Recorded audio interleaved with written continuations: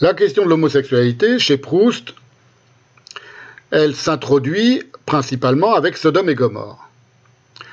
Et avec l'introduction de Sodome et Gomorrhe, donc Sodome et Gomorrhe, la première scène faramineuse, prodigieuse de Sodome et Gomorrhe, c'est la rencontre de Charlus et de Jupien. Jupien, c'est le giletier. Charlus, c'est le baron Charlus, dans la cour de l'hôtel des Guermantes, où Jupien a sa boutique, si je me souviens bien, et où arrive ce miracle, miracle au sens propre, d'un coup de foudre, non seulement entre deux hommes, mais c'est pas en cela qu'est le miracle, bien au contraire.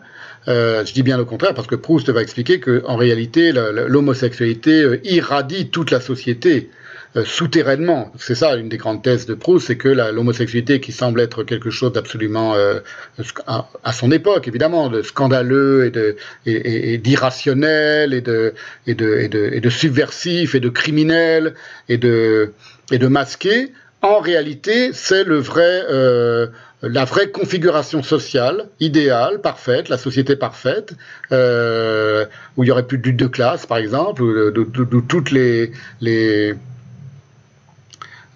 aspérités, toutes les discords, toutes les défauts seraient gommés et auraient disparu. C'est la société homosexuelle par excellence. Voilà. Mais c'est masqué parce que, pour certaines raisons, la société ne veut pas se l'avouer. La société hétérosexuelle majoritaire ne veut pas se l'avouer. C'est une manière de résumer une des thèses de Proust. Alors, comment apparaît cette révélation pour le narrateur? C'est au début de Sodome et Gomorrhe, lorsque apparaît ce miracle, ce que j'étais en train de dire, d'un coup de foudre, d'une rencontre entre deux êtres, qui va être une rencontre amoureuse immédiate.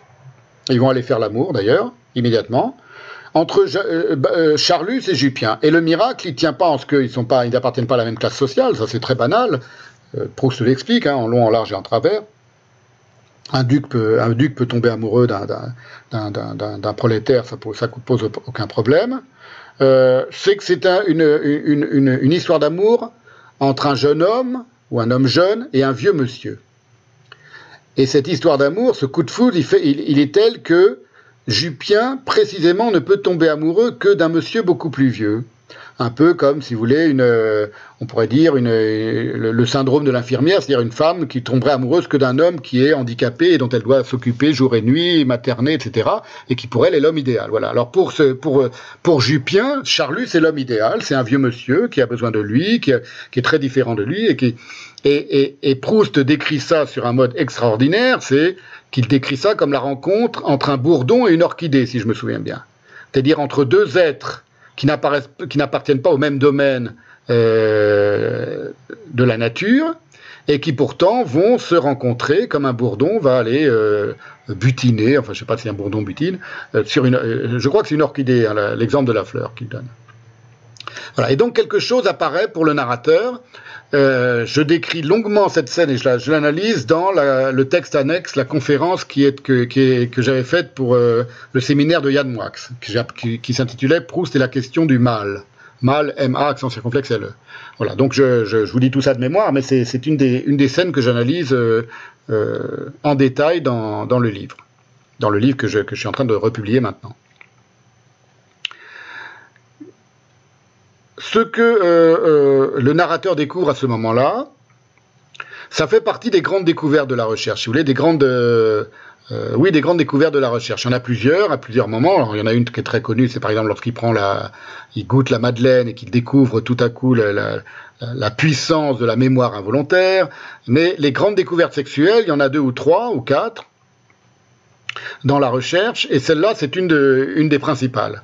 L'autre grande découverte sexuelle, par exemple, c'est celle qui se passe derrière le talus de Montjouvin, où le narrateur observe Mademoiselle Vinteuil, la fille du pianiste Vinteuil, en train juste après la mort de son père, qui adorait cette fille, qui l'adulait et qui la chouchoutait, qui est un vrai père poule.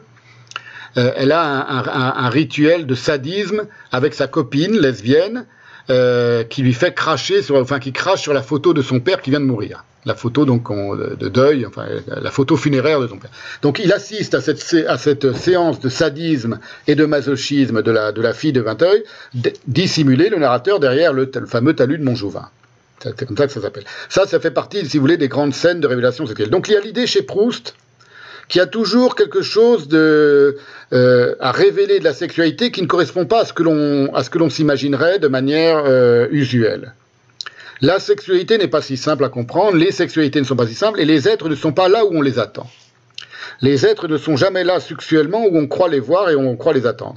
Même chose donc pour la scène de rencontre qui ouvre Sodome et Gomorrhe dans la cour de l'hôtel de Guermantes, entre Charlus et Jupien, et même chose bien plus tard, dans le bordel de Jupien, parce que Jupien il est giletier à ce moment-là, mais plus tard il va acquérir un bordel, une maison de passe, comme on dit, et il va faire venir son amant, le vieux monsieur Charlus, et lui faire subir, à la demande de Charlus lui-même, des séances de masochisme avec des jeunes hommes, on appelait ça la barre des marins, bon tout ça c'est dans le temps retrouvé, je crois, je crois que c'est dans le temps retrouvé, c'est dans la recherche, donc une scène de sadomasochisme, une autre scène, entre hommes cette fois-ci, qui va permettre au narrateur de découvrir des lois inédites de l'espèce humaine.